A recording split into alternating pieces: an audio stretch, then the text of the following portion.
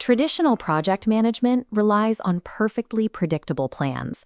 But when a project hits reality, when markets shift or clients change their minds, those rigid schedules often collapse. The Agile Manifesto was written to address this friction by building flexibility into the foundation of a project. This infographic maps out the central framework that drives all Agile methodologies, the 4 core values of the Agile Manifesto. Instead of treating teams like components in a machine, this manifesto outlines a philosophy that values human connection and adaptability more than rigid, mechanized processes. Mastering these 4 pillars moves Agile from an abstract concept into a practical, daily operating system for your team. Let's examine the first quadrant, individuals and interactions over processes and tools. This doesn't mean tools are useless. It means that when push comes to shove, people take priority. In practice, this means solving problems through open communication and servant leadership to empower the team, rather than micromanaging every task through a software tracker. Moving to the second quadrant, we have working software. The core mandate here is to deliver functional, usable value, rather than spending months just talking about building it. This emphasis leads to a misconception that Agile requires zero planning, but as the lean documentation sub-practice shows, teams still document. They simply focus on what is strictly necessary, stripping away the excess. Notice how these first 2 values focus on internal mechanics, how a team treats its own members, and how it measures its own functional output. The bottom half of the framework shifts outward. Quadrant 3 details customer collaboration, which governs your relationships with external clients and stakeholders. The practical shift here is abandoning adversarial contract negotiations. Instead, teams build long-term, transparent partnerships where both sides are continuously engaged. Finally, Quadrant 4 introduces responding to change. This acts as your primary defense mechanism when unexpected friction or crisis hits a project. Instead of rigidly adhering to a defunct original plan, you use fast feedback loops and adaptive planning to continuously pivot your approach. These 2 external values work in tandem. Tight customer collaboration provides the exact information you need to effectively respond to change in real time. Let's test this in practice. Imagine your team is mid-project when a sudden market shift prompts the client to demand a completely new feature, one that falls entirely outside the original contract scope. Pause the video now. Look back at the 4 Agile values and determine exactly which 2 dictate how your team must handle this specific crisis. The correct approach relies on Value 3, customer collaboration, and Value 4, responding to change. Rather than using the initial contract as a weapon to deny the client, the team adapts the immediate plan to ensure the new market need is met. Looking back at the full infographic, we see it serves as a reliable framework for making trade-offs when high-pressure situations threaten to stall a project. Internalizing these 4 values provides a lens to evaluate daily problems and ensure you are always delivering functional value, even when the plan changes. Lock in this mindset by tackling the upcoming 5 Agile Questions module.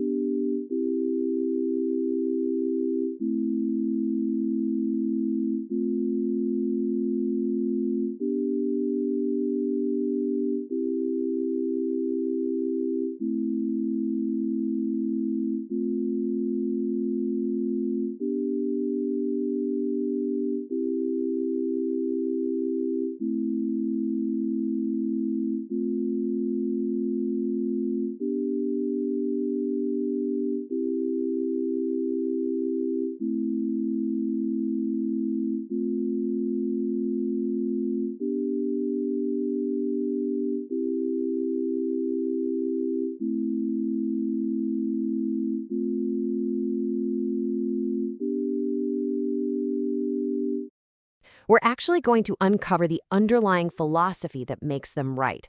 Let's get into it. Okay, so here is our roadmap for today. We're covering 1, mastering the Agile mindset, 2, humans over rigid tools, 3, servant leadership and trust, 4, quality over extensive documentation, 5, collaboration over strict contracts, and finally, number 6, the PMP exam blueprint.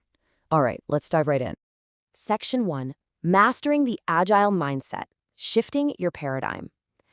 To kick things off, we really have to understand that passing the PMP exam, well, it isn't about just memorizing terminology, right? It's a completely different way of thinking about how our teams actually create value. So I want you to pause for a second and truly consider this question. Are you managing your projects, or are your processes managing you? Seriously, think about that.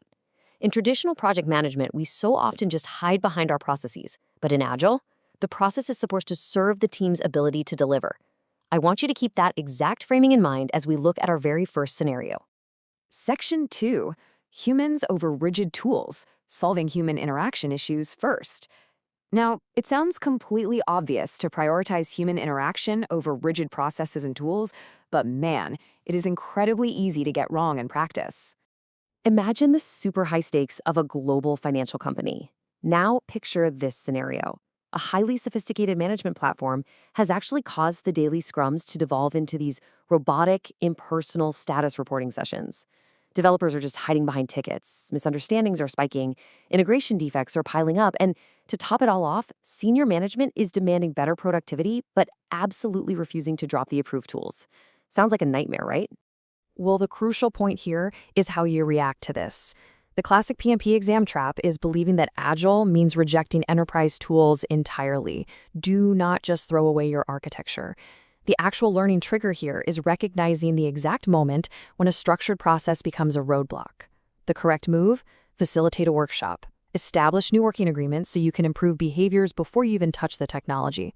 And this brings us to the working agreement matrix. This is exactly how highly distributed teams actually balance direct human collaboration with their tools in the real world. You might jump into a quick Zoom huddle to resolve really complex issues fast, but then use Jira for formal tracking and drop into Slack for simple, quick check-ins. It is all about intentionality. Moving right along to Section 3, Servant Leadership and Trust, Facilitating over Deciding. Let's see how team dynamics relies super heavily on humanizing project management. We're shifting from how we communicate to how we resolve deep-seated conflicts. You can almost feel the tension in this next sprint scenario. You've got 2 senior engineers completely deadlocked over a technical approach, which is causing all the junior developers to just retreat into total silence. So even though sprint progress is technically moving forward, new ideas are completely dying. Psychological safety is actively deteriorating right in front of the Scrum Master. And exactly this, is where servant leadership comes into play. Scrum Masters are there to facilitate and restore trust. They rarely, if ever, make the technical decisions on their own. Think about it. If you step in and just pick the technically stronger proposal, you've just robbed the team of their autonomy and damaged trust even further. Your actual job is to create a safe environment where the team can navigate that disagreement themselves. So, when you're taking the exam, watch out for options where the Scrum Master dictates the architecture or escalates straight to senior management. Those are really dangerous exam distractors. You have to realize that unresolved interpersonal conflict is a massive, massive risk. Even if this single sprint succeeds on paper, the long-term product quality will absolutely suffer because the team has stopped collaborating. You have to facilitate a structured discussion so they can explore alternatives together. In the real world, highly effective development teams tackle these conflicts head-on by running collaborative design storms to find a technical middle ground. They might use structured SWOT evaluations, looking at the strengths, weaknesses, opportunities, and threats of each technical approach. It's brilliant because it takes the raw emotion out of the debate and replaces it with shared logic. Section 4, Quality over extensive documentation, balancing speed and sustainability. Shifting our focus to the product itself, we've got to balance sustainable quality with the raw speed of delivery. This is where the rubber really meets the road in Agile engineering. Okay, here we have a product owner who is rushing to release a minimum viable product within 3 months. And they are colliding head-on with an architecture team that's demanding extensive upfront design documents. Now, the architects aren't wrong to worry about technical debt, right? But the product owner isn't wrong to want rapid market validation either. The insider secret for the PMP exam is that Agile does not eliminate documentation, not at all. It dynamically balances it. Please do not fall for those distractor answers that tell you to eliminate documentation entirely. No way. You just need to produce enough documentation to support future maintenance while still prioritizing the delivery of working increments. Now consider the flip side. Imagine a team that completes absolutely every sprint on time, but they're experiencing a massive spike in production incidents because they keep postponing refactoring. The product owner is thrilled with the speed, but operations managers are literally pulling their hair out over declining reliability. The team is going fast, sure, but they are leaving a total mess behind them. To solve this mess, you must update the definition of done to embed quality continuously. You have to avoid that incredibly dangerous illusion of success that high velocity creates. On the PMP exam, remember this: quality is built continuously. It is never just inspected in at the very end of the line. So never choose an answer that schedules a dedicated testing-only sprint right before a release. That is simply traditional phase-gate logic wearing an agile disguise. High-performing DevSecOps squads prove this actually works in reality by embedding security audits and automated regression suites directly within their continuous delivery pipelines. If the automated test fails, the increment simply is not done. It really is that simple. Quality becomes an absolute non-negotiable part of daily work. Section 5. Collaboration over strict contracts, building long-term partnerships. Now we need to look outward to our stakeholders and tackle that awkward friction between strict legal boundaries and actual customer value. Frankly, this is often the trickiest part of implementing Agile in traditional organizations. Put yourself in the shoes of an Agile vendor for a second. You are caught right between a government agency's users, who are requesting mid-development changes, and the procurement officials who are strictly enforcing the original contract to the letter. The users just want a better portal based on the early working software they've seen. But the procurement office is saying, no, you deliver only what was originally written. Yikes. Rather than outright rejecting those changes or shutting down development completely, the Agile mindset dictates that you absolutely must facilitate multi-party collaborative discussions first. Do not suspend development just to renegotiate the whole contract. Instead, bring the product owner, the procurement reps, and the vendor all together. You look for clever ways to maximize the new value within those existing constraints. Maybe you swap out an old, lower priority feature to make room for the new requests, all without altering the overall budget. Section 6. The PMP Exam Blueprint. Absolute non-negotiables. As we start to wrap up this explainer, let's really synthesize the core rules you absolutely need to walk away with to crush this exam.